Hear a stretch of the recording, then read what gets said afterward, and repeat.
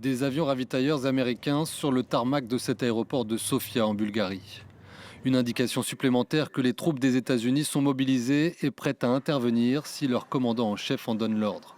Plusieurs médias américains annoncent de possibles frappes sur l'Iran durant le week-end qui vient. Depuis Washington, Donald Trump continue de souffler le chaud et le froid.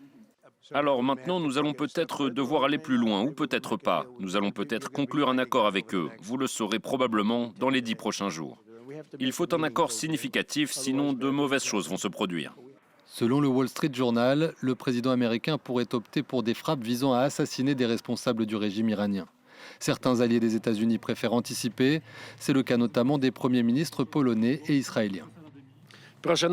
J'invite nos ressortissants à quitter immédiatement l'Iran. Et ne vous rendez en aucun cas dans ce pays. Si les ayatollahs commettent l'erreur de nous attaquer, ils feront face à une riposte qu'ils ne peuvent même pas imaginer.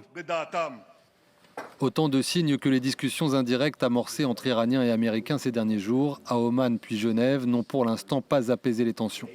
Washington voudrait inclure dans un futur accord le renoncement de l'Iran à son arsenal de missiles balistiques et au soutien apporté à ses proxys régionaux. De son côté, Téhéran ne désire négocier qu'autour de son programme nucléaire et continue de faire valoir son droit à le développer de manière non militaire.